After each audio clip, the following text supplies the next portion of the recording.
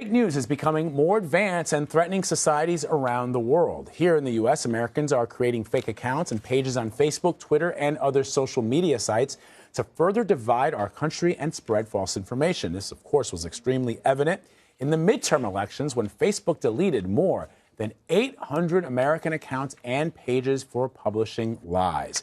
CBSN contributor Alex Clement is here to break down this story. He writes for Signal. That's a newsletter produced by G0 Media. Good to see you. Likewise. So you have this whole write-up in today's newsletter. Take us through the first point that you highlight about Americans taking a page out of the Russians' playbook.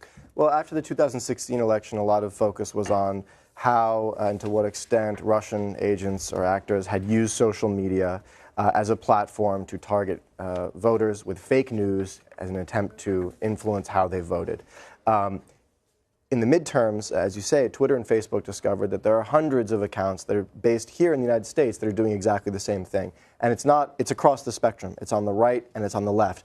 And in some respects, some of the strategies and tactics that were used by the Russian agents have been adopted by domestic actors. Let's be clear, spreading false information in an electoral cycle is not new. What is new is the precise and increasingly sophisticated use of technology and social media to do it, to target it very specifically towards people in an effort either to polarize them or to influence how they vote. It's not at all surprising. I mean, it apparently worked when the Russians attempted in the 2016 elections. And so it's not surprising that other countries people who have nefarious intentions would take a page out of that playbook, because you've also found there's a BBC report that suggests that India may be having problems with fake news. Well, I mean, a large number of countries are having problems with the issue of fake news affecting their political discourse, affecting polarization, and so on. I think it's useful to think of the fake news problem a bit like a drug epidemic, in the sense that there is a supply problem. There are publishers and outfits, and some of them are connected to governments and some are not, that are putting out fake news in an attempt to rile people up, polarize people, influence how they vote.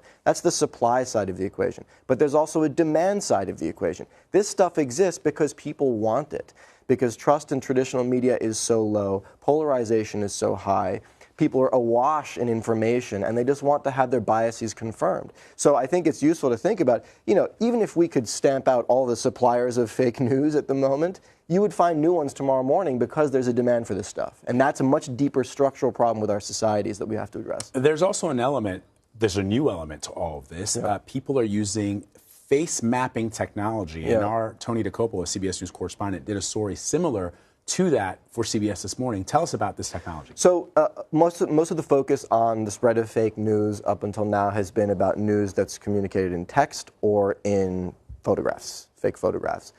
What technology is increasingly able to do is to create what are called deep fakes, which take a facial map of a known person's face and create essentially a video of that person saying or doing things that they did not in fact ever say or do, right? Wow. There's quite a famous one of President Obama that's been we just showed it. Yeah. Yep.